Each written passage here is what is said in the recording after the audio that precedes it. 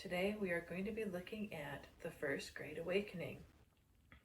Through Whitefield's preaching, God was uniting the 13 colonies.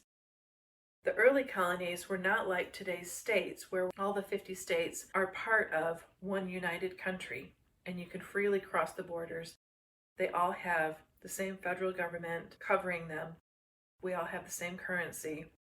We all have the same military. Back then, each of the 13 colonies had their own government, they had their own currency, they had their own militia. So they were more like separate nations. If you're living up in Massachusetts and the only way to travel is by foot or horseback, you're not going to go 1,000 miles down to South Carolina. Very rarely did people even go beyond 100 miles outside of their own hometown because they just really didn't have the means to do it. So people in Massachusetts didn't really care what was going on in Virginia or North and South Carolina or Georgia. It was just too far away. And the same thing with North and South Carolina and Georgia. They didn't care what was happening in New England. It was too far away. They just lived their own colonies separately. They thought of themselves, if you lived in North Carolina, you were a North Carolinian. You were not an American colonist. You were a North Carolinian. If you were in New Jersey, you thought of yourself as being from New Jersey, not America. You have to understand that. This is not a united front yet, but the Great Awakening is bringing in that unity. Some of the colonies were even having conflicts with other colonies. For example, Pennsylvania and Maryland had a conflict called Crisp's War between 1730 and 1738. Their borders were, they didn't like each other, and they actually had a conflict with each other, an armed conflict with each other. The colonies also disputed over religion. The Presbyterians are a little bit more here, there, and everywhere, but for the most part, the rest of the groups tend to be in one little area. You have the Congregationalists pretty much only in Massachusetts and Connecticut. You have the Anglicans more or less from the southern Pennsylvania down. You have the Quakers also just stuck in this area around Philadelphia in Pennsylvania. The religious groups are also quite segregated in terms of where they live, and they're not coming into that much contact with each other. About the biggest spread of beliefs you have is in that Pennsylvania, New Jersey area. But for the most part, you have big swaths of the country where it's only one religion and that's it. So they don't really have much contact with the other religion if you're talking about Jews, but the other denominations of Christians. They're just not having that contact and they don't really like each other very much. An example of this is that if you are in an Anglican area, the Anglicans would actually fine and imprison other Christians who dared to preach in their colonies without prior approval from the government. So there's a lot of this conflict going on, not just regionally, but also denominationally. Whitefield addressed this with his Father Abraham's sermon.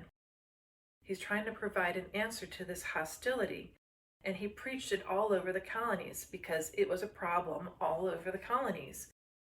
This theme involved unity, that despite the denominational rifts and the doctrinal differences, they were all Christians, except of course for the Jews.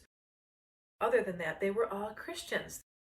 Yes, there are different denominations, but at the end of the day, they are all Christians and they needed to start acting like it. Founding Father John Adams recounted in a letter to other founding father, Thomas Jefferson, about witnessing one of the times that Whitefield gave his Father Abraham talk. We have Whitefield pretending he's talking to Father Abraham at the pearly gates of heaven. He says, "Father Abraham, whom have you in there with you? Have you any Catholics?" "No." "Have you any Protestants?" "No." "Well, have you any churchmen or Anglicans?" "No." "Have you any dissenters or Congregationalists?" "No." "How about Quakers. Any Quakers? No. Anabaptists?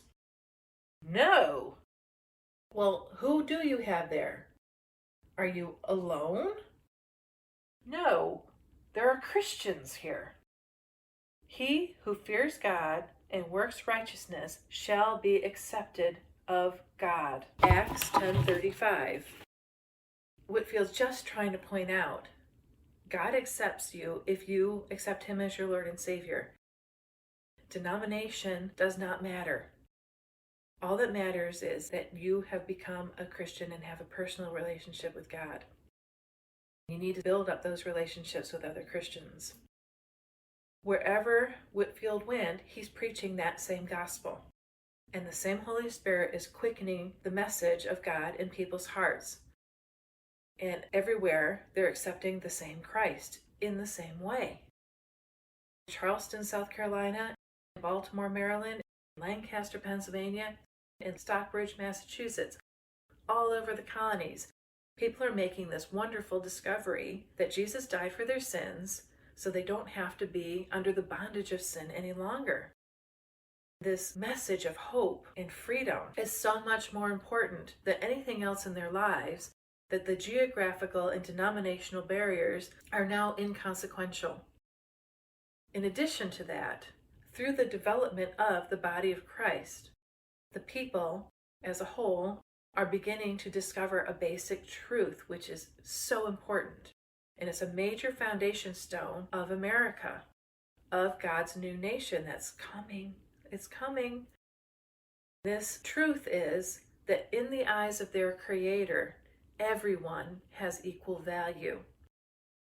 Everyone has equal value. It doesn't matter if you're rich or if you're poor, or if you're black, or if you're white, or if you're brown, or if you're purple, whatever. All of these things that could be divisions, it doesn't matter. There's nobody better than anybody else. There's nobody worse than anybody else. We are all equal in the eyes of God. We reflect that so important truth in the Declaration of Independence, which says, "We hold these truths to be self-evident, that all men," and by that they mean everyone, not just men, "are created equal." Another important thing that comes out of this, with the nearly universal and simultaneous experience of the Great Awakening, we also have the colonists starting to become aware of themselves as a nation, as a body of believers who have a national identity. The 13 colonies, which were 13 very separate colonies up and down the East Coast, are now 13 colonies in one unit, becoming one nation.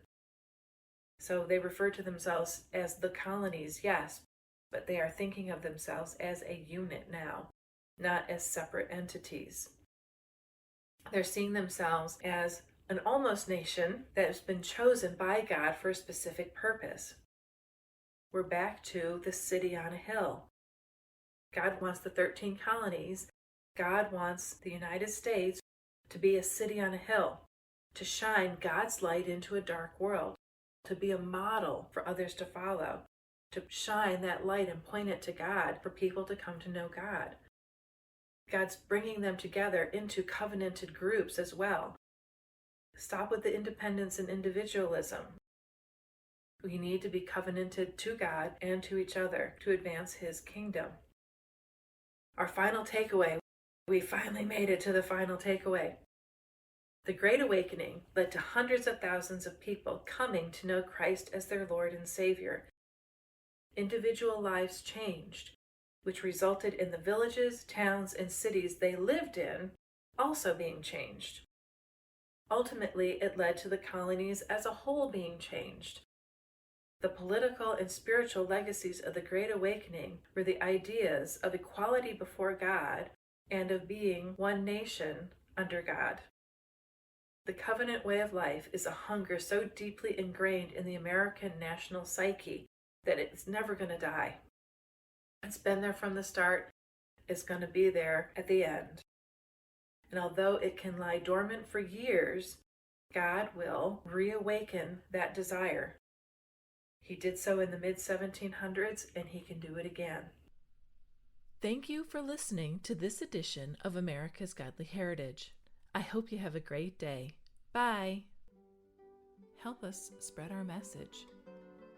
If you would like to learn more about America's Godly Heritage, or to support us with prayers or finances, you can find us on YouTube, Vimeo, Patreon, Give, Send, Go, most podcast sites such as Buzzsprout and Spotify, and on social media X, Truth, Instagram, and Facebook. You can view the resources used to make this podcast on YouTube, Vimeo, and Patreon. We really appreciate your support. Thanks again.